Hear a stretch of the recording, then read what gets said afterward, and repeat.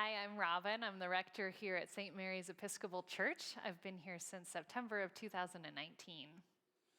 What did you do before working at St. Mary's? So I was ordained as a priest in 2017, and I was an agriculturalist before that as my first career. I served as a priest in Hermosa Beach in Los Angeles at St. Cross, there as the associate priest for Christian formation. Before that, I was in seminary in Virginia for 3 years, and before that, I was an agriculturalist for the Episcopal Church, working in both Liberia and South Sudan. Where did you grow up? I was born in Visalia, California, and attended an Episcopal school there that was attached to the church. We moved to Paso Robles when I was in high school, so I graduated from high school there and lived on a farm where we had grapes and cattle, so I grew up raising animals and farming. What are some of the activities you like to do in your spare time? I love to read. I love to curl up in a hammock with a good book. My favorite author right now is Octavia Butler. I just discovered her novels a couple years ago and just been blown away by her work. I also love reading to my niece and nephews. I live with them and my sister and brother-in-law. I also love camping and hiking and outdoor activities. I love to garden and to be involved in agricultural work. Are there any community organizations you're involved with? Yeah, so St. Mary's, a big part of who we are is wanting to live out our faith in the world and be connected to the community. So I'm on the board of a local organization called Aldea, which supports foster families and does mental health care support for children and families, as well as supporting vulnerable youth in our community. And then I'm the co-chair of the Neighborhood Resiliency Committee of our local COAD, which stands for Community Organizations Active in Disaster.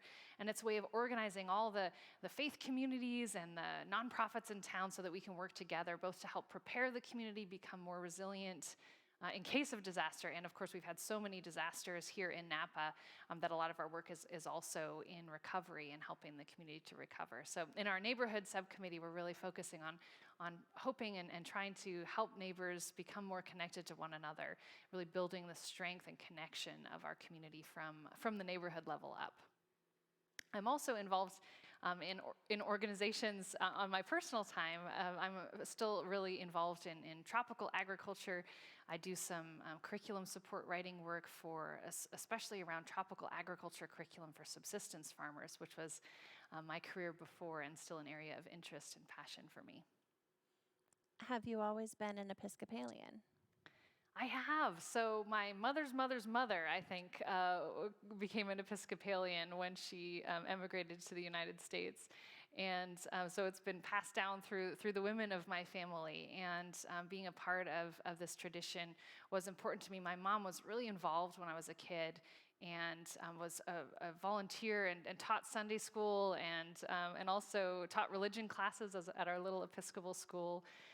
So I really kind of learned from her that ethic of volunteerism and connection to the church.